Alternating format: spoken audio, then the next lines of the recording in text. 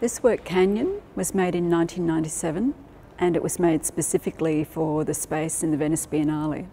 But it was also influenced by a canyoning trip that I had done down Bell's Gorge in New South Wales, just north of Sydney.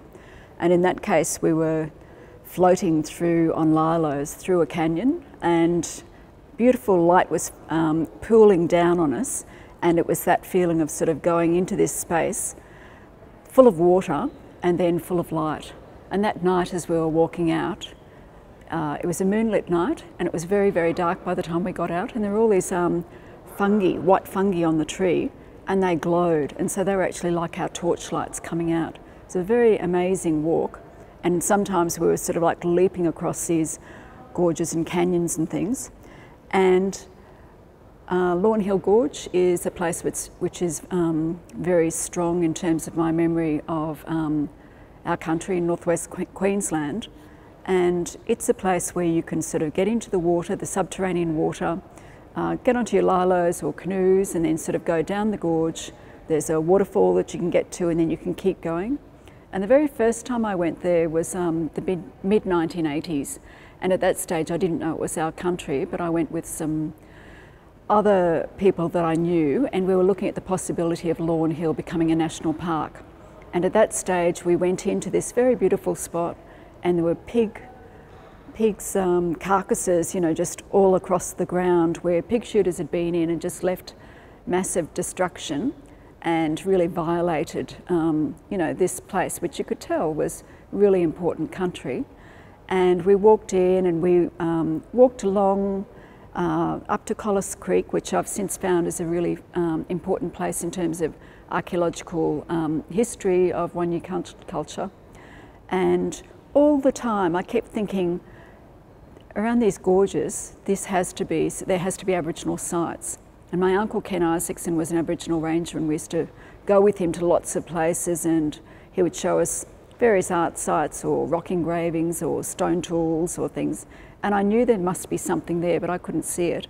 And it wasn't until 1990 that I went back with my family, including my uncle Ken, and my grandmother came, Grace Isaacson, my parents, John and Joyce Watson, and other family members too, Kit and Faye Isaacson, etc., to a certain point. And we went, and then suddenly Uncle Ken was showing us where all the art sites were, and they were actually just down the sides of the gorge from where we'd been walking, or on the ground. There were all the stone tools, there were the freshwater mussel, midden shells, everything was there. And so it was just a matter of being shown. My grandmother was taking us around and showing us Spinifex resin. She said, "Oh, I haven't seen this for 50 years, and reached down and picked up a big wad of Spinifex resin. You know, they were telling us all the bush foods and things, and Mum remembered them from being out on stations when she was a young girl, but I was having to learn this, and I talk about learning from the ground up. So for me, it's almost like this idea, it's like a channel of light within Bell's Gorge, but within all of those other places too. It could be seen as sort of a channel of light within the body. And to begin with, when I was making this work, I was imagining it actually flipped up from the edges, from here and from here, so that it becomes almost a U shape, or almost like a hammock form, and suspended within the gallery. So that it could be strung up, and that's why these eyelets are on here. It can be actually strung and suspended, and so that you look down onto it or look up from underneath it, because at the back of it, it also has a life and a presence. When you see this from the back of the work. And so it's just that idea of the life within and the light within all of us and within our country.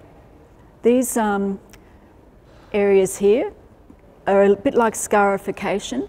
And in fact, at Lauryn Hill and places like that, you get this sort of mark within the limestone, and it's caused by water. And it's a really beautiful form, because you can actually see where the water has moved across the rock and continually moved across the rock, dissolving it and leaving its pattern threaded into the limestone itself. But it's also like body scarifications, cicatrice, that sort of thing, which is within people's bodies, or in this case within the body of the work, signifying the body of country and the body of memory within all of us.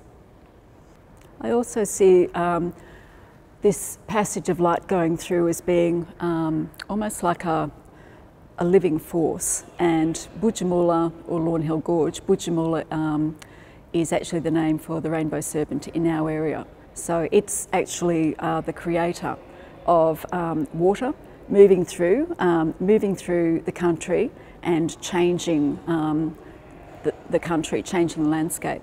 And in fact at Lilydale Springs, which is near our area, we went there, and there are springs coming out of the ground, and there's art sites around there as well, which are talking about the rainbow or rainbow serpent.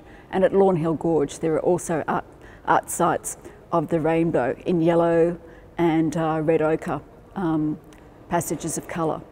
And in fact, my grandmother asked her mother, Mabel Daly, once, whatever happened to Lilydale Springs? Have you been back there? Because my grandmother and her mother, Mabel Daly, had been there when they were little. And my great-grandmother said to Nan, oh no, the rainbow dried it up. And we found out later that the person who was on Lilydale had actually dynamited that place, trying to get more water out. And recently on the radio I was listening to a Chinese woman talk about how they had dragons in their area, and she and her village saw a dragon, which was a place lying in a waterway, until they were trying to create a dam, and there were explosions in the bottom of the water, the creek, and all of a sudden, as all the rocks flew up into the air, they all saw the dragon.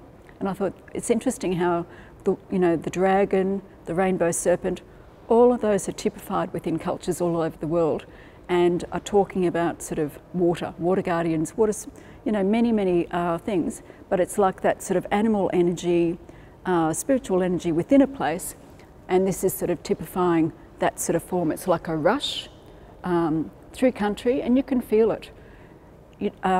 Whether you're Aboriginal or non-Aboriginal, if you are sensitised and sort of in the place and feeling it deeply, you can sense it.